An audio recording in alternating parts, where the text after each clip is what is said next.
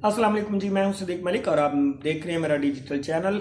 आज की चंद खबरें जो बड़ी इंपॉर्टेंट हैं, और पहली खबर यह है कि मियां नवाज शरीफ ने पीटीआई की जो मौजूदा क़यादत है, मौजूदा पे गौर कीजिएगा, मौजूदा क़यादत के साथ मिलकर इलेक्शन लड़ने का, यानी उन्हें दावत दी है कि वो मिलकर नून लीग के साथ इलेक्शन लड़ें।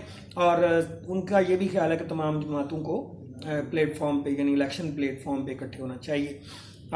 इसके अंदर बात क्या है वो इस पे भी हम बात करेंगे। दूसरी बात यह है कि चौधरी परवेज लाई का नाम जो है वो Guinness book of world record में क्यों लिखे जाने वाला है और कौन कह रहा है कि लिखा जाना चाहिए, इस पे भी हम बात करेंगे। और तीसरी और अहम खबर यह है कि नून लीग और एमक्यूएम ने मिलकर इलेक्शन लड़ने का ऐलान कर दिया है। यही तवक्को थी उनसे, लेकिन इसके पीछे भी क्या राज है और क्या मफादात हैं उस पर भी हम बात करेंगे। और चौथी और अहम खबर यह है कि 7 नवंबर है आज और 90 दिन हो चुके हैं कौमी असम्बली को तहलील हुए। और इसके बाद अदालत ने भी बहुत सारी मतलब वो की हैं, इस पे क्या कहते हैं उसे, सुनवाई हुई है, लेकिन उस पर कोई अमल दरामद नहीं हो सका। क्यों नहीं हो सका, इस पर भी हम बात करेंगे। तो नाज़रीन, ये है कि इससे पहले कि वीडियो में आगे बढ़ें और इन पॉइंट्स पे मैं बात करूं, आपसे रिक्वेस्ट है कि आप मेरे चैनल को सब्सक्राइब कर सकते हैं, शेयर कर सकते हैं, वीडियो को लाइक कर सकते हैं, एज यू विश। तो जनाब, पहले पॉइंट की तरफ बढ़ता हूं। पहला पॉइंट यह है कि नवाज शरीफ ने पीटीआई की क़यादत के साथ मिलकर रिक्वेस्ट की है उनसे कि वो भी इलेक्शन में नून लीग के साथ मिलकर इलेक्शन लड़े। और उसमें उन्होंने ये भी वजाहत की है कि वो जो मौजूदा क़यादत है, यानी बची हुई क़यादत जो है, उसके साथ मिलकर ये करना चाहते हैं, यानी वो इमरान खान को इसमें शामिल नहीं करना चाह रहे। वही बात है जिसपे थोड़ा सा पहले खान साहब कहा करते थे कि -1 वाला फार्मूला जो है वो अपनाने की कोशिश की जा रही है और -1 में इमरान खान को माइनस करके पीटीआई को चलाने की कोशिश की जाएगी। लेकिन याद रखिए मियां साहब, इमरान खान के बगैर पीटीआई नहीं है। और अगर आपको इलेक्शन लड़ना है या इस जमात के साथ कोई इत्तेहाद करना है या कोई भी बात करनी है इलेक्शन के हवाले से, तो आपको खान साहब से मिलना होगा। कुछ नून लीगी ये भी ट्विटर पे ट्वीट कर रहे हैं कि जी इमरान खान ने मिन्नत तरला किया है जी मियां नवाज शरीफ साहब का कि वो एस्टेब्लिशमेंट से उनकी कोई मीटिंग शीटिंग करा दें, माफ़ी दिलवा दें। बात करते हुए ना बाज़ लोगों को शर्म नहीं आती। मतलब होता है कुछ लोगों का ना अंदाज ऐसा होता है, वो क्या कहते हैं, कीना इमरान कह लें या मोहब्बत नून कह लें, जो भी है उसमें वो ये भूल जाते हैं कि अगर खान ने बाहर निकलना होता तो जब उसको गिरफ्तार किया गया था तभी उसके पास एक ऑप्शन था, जैसे मियां नवाज शरीफ के पास ऑप्शन था जब मुशर्रफ साहब ने उनको गिरफ्तार किया था कि आप बाहर जा सकते हैं या जेल में जा सकते हैं। तो मियां साहब ने अपनी जिंदगी को अजीज समझते हुए सऊदी अरब जलावतन होने को मुकद्दम समझा था। ऐसे ही है, अब इमरान खान को कहा जा रहा है कि आप बाहर चले जाएं, लेकिन खान एक मुहिब्बे वतन है और वो कहता है कि मेरा जीना मरना पाकिस्तान के लिए है। इसमें उसका अपना जात का कोई फायदा है या नहीं है, लेकिन एक बात समझने की है कि जो बंदा पाकिस्तान के लिए बात करता है वो अवाम के लिए भी बात करता है। लेकिन जो लोग मफाद परस्त होते हैं या मौका परस्त होते हैं, जब उनकी जान पे बान आती है तो वो हमेशा लंदन भाग जाते हैं, कोई अमेरिका भाग जाता है, कोई ऑस्ट्रेलिया में जजीरा लेके वहां बैठ जाता है, ऐसे ही होता है। लेकिन सजा हमेशा मुहिब्बे वतन लोगों को ही दी जाती है। चलें, इस पे तो अभी अदालत में केस चल रहे हैं, खान साहब पे क्या साबित होता है, साइफर केस साबित होता है, तो शाखाना केस में सजा दी गई है, बहुत सारी चीजें, इस पे मैं बात नहीं करूंगा। लेकिन बात यह है कि मियां नवाज शरीफ साहब ऐसा क्यों चाह रहे हैं। वो असल में अवाम की नजर में बड़ा बनने की कोशिश कर रहे हैं।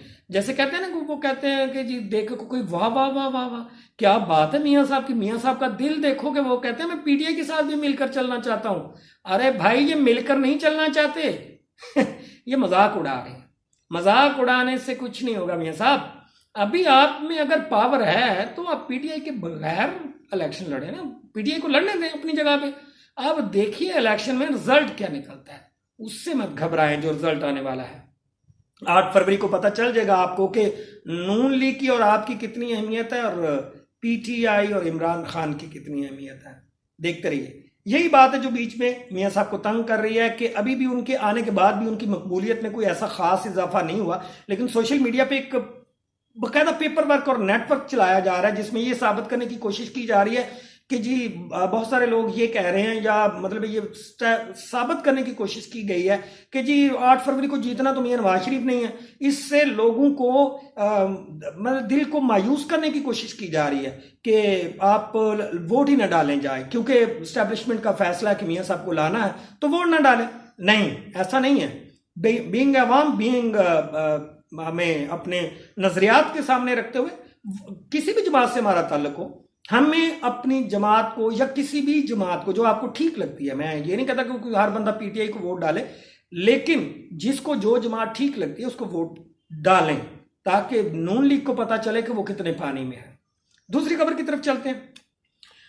दूसरी अहम खबर है कि चौधरी परवेज लाई के नाम के हवाले से जी नून लीग की हमारी एक सादिया अब्बासी हैं, सेनेटर हैं, उन्होंने आज सेनेट के इजलास में कहा, उन्होंने कहा कि जिस तरह चौधरी परवेज लाई को 20 बार गिरफ्तार किया गया और हर दफा नए केस में गिरफ्तार किया गया, इस तरह तो उनका नाम जो है वो Guinness book of world record में लिखा जाना चाहिए। और मेरा ख्याल है कि उन्होंने ये भी कहा, ये उनका मैं बयान बता रहा हूँ, उन्होंने ये भी कहा कि मेरा ख्याल है कि जी चौधरी परवेज लाई की जान तभी छूटेगी जब वो ये पीटीआई छोड़ देंगे, फिर उनके शायद सारे केस माफ हो जाए। तो मजे की बात यही है और सोचने वाली भी गल है ये कि जनाब परवेज लाई साहब अगर पीटीआई को छोड़ते हैं तो सारे केस माफ, यानी फिर मोनस लाई के भी केस माफ अगर वो पीटीआई को छोड़ देते हैं। लेकिन जो बंदा खान साहब के साथ खड़ा है या खड़ा रहने का दावा करता है वो मुश्किलात का शिकार है। और कोई बात नहीं, मुश्किलें भी मर्दों पे आती हैं, कौमों पे आती हैं, उनसे गुजरना पड़ता है। नजरियात को फॉलो करने वाले लोग मुश्किलों से गुजरते हैं, गुजरना पड़ेगा कुछ दिन जब तक ये वक्त बदल नहीं जाता। तो परवेज लाई साहब को सैल्यूट है जी, वो पीटीआई के साथ और खान साहब के साथ खड़े हैं। इसके पीछे उनका अगर कोई सियासी मकसद होता तो मेरे ख्याल अब तक वो जितने एस्टेब्लिशमेंट के करीब थे साहब का, उनकी जो मतलब रिपोर्ट है उसके हिसाब से, तो वो तो अब तक बदल चुके होते, लेकिन ऐसा नहीं है। इस दफा शायद वो आखिरी काम समझ के ये कर रहे हैं कि नहीं मैंने खान का साथ नहीं छोड़ना, लेकिन जो भी है बहरहाल इस पे आने वाले वक्त में भी साबित हो जाएगा। तीसरी और अहम खबर एक और ये भी है कि जी नून लीग और एमक्यूएम ने इत्तेहाद का ऐलान किया है। कराची से एमक्यूएम एक इम्पॉर्टेंट जमात है, लेकिन उसकी पॉपुलैरिटी में पीपल्स पार्टी के मुकाबले में बहुत कमी आई है। और ख़ास करके जब पीटीआई ने उधर कराची में काम किया तो उसके बाद भी एमक्यूएम की सीटें कम हुई और लास्ट इलेक्शन में उनको काफ़ी सारा मतलब मुश्किलात का सामना रहा। लेकिन इस दफ़ा अपना मुस्तफ़ा कमाल भी थे उस प्रेस कॉन्फ्रेंस में और फारूक सत्तार साहब भी दोबारा एमक्यूएम में जगह बनाने में कामयाब हो गए। कुछ देर नाराज़ रहे लेकिन अब वो भी दोबारा आ गए। उन्होंने दोनों ने यही कहा कि जी हमारा नून लीग से तो पहले भी कोई मसला नहीं था। 1.5 साल पहले भी उन्होंने यानी शहबाज शरीफ के ख्वाजा साद रफीक का कहना था कि हम तो 1.5 साल पहले ही अपना एमक्यूएम के साथ मिल चुके थे, अब तो सिर्फ इयादा किया गया है कि जी हम मिलकर इलेक्शन लड़ेंगे। नून लीग का एमक्यूएम के साथ मिलने का मकसद एक और भी है, क्योंकि नून लीग को लगता है कि उधर सिंध में, अगर सिंध असम्बली में क्योंकि अक्सरियत हमेशा पीपल्स पार्टी की हो जाती है, इस दफ़ा पता नहीं वो कितनी सीटें का मार्जिन लेती है या बढ़ती है आगे, लेकिन उधर की आवाम पीपल्स पार्टी के ज़्यादा मानती है, अभी भी मानती है, चाहे पीपल्स पार्टी ने एक आने का काम ना किया हो, बेड़ा गर्क कर दिया हो कराची का भी, लेकिन अभी भी लोग उनको वोट डालते हैं। लेकिन कराची में अब इस दफ़ा पीपल्स पार्टी को काफ़ी मुश्किलात का सामना रहेगा क्योंकि एमक्यूएम दोबारा एक्टिव हो रही है और पीटीआई के भी कुछ लोग हैं जो अभी भी इमरान खान को मानते हैं। वोटर बहुत है इमरान खान के, लेकिन लीडर जो है वो पकड़े गए हैं। लेकिन कोई बात नहीं, वक्त आने पे इन्हें किसी ना किसी को तो खड़ा करना ही पड़ेगा और ये इलेक्शन में साबित हो जाएगा कि कौन कितने पानी में है। एक आखिरी बात, आज 7 नवंबर है और 7 नवंबर को जो है कट कर लो और आखिरी बात, आज 7 नवंबर है और 7 नवंबर को 90 दिन पूरे हो चुके हैं इस बात को कि कौमी असम्बली तहलील हुई थी और कानून के मुताबिक 90 दिन के अंदर अंदर इलेक्शन कराने होते हैं। अदालत में भी इस बात पे बहुत जोर दिया गया, बहुत सारे सेशन हुए अदालत में, काफ़ी सारे मतलब वो क्या कहते हैं उसे तारीखें मुलतवी हुई, लेकिन नतीजा क्या था? बेनतीजा। आखिरकार इलेक्शन कमीशन ने अपनी मर्जी से कह लें या जिसकी भी मर्जी से कह लें, उन्होंने आखिरकार 90 दिन की बजाय अभी से जो हम अगर गिने तो अभी भी आगे 90 दिन बाकी हैं। तो कहने का मकसद ये है कि वो हुआ नहीं है। कानून कहीं हमें नज़र आता है और कहीं बिल्कुल नज़र नहीं आता। कानून भी हमें एक तरफा नज़र आता है। तो लेकिन अल्लाह ताला पाकिस्तान का हामी और नासिर हो। कानून भी कभी बदलेगा जब रब की लाठी पड़ेगी, और कानून को जो पैदा कर रहे हैं, प्रॉब्लम जो पैदा कर रहे हैं आवाम के लिए और कानून के लिए, उन पे भी खुदा की लाठी कभी बरसेगी। याद रहे, अल्लाह की लाठी बेआवाज़ होती है और वहाँ देर है अंधेर नहीं। इसलिए जालिम को हमेशा सोचना चाहिए। अगली वीडियो में कल आपसे फिर मुलाकात होगी, तब तक अल्लाह हाफिज़।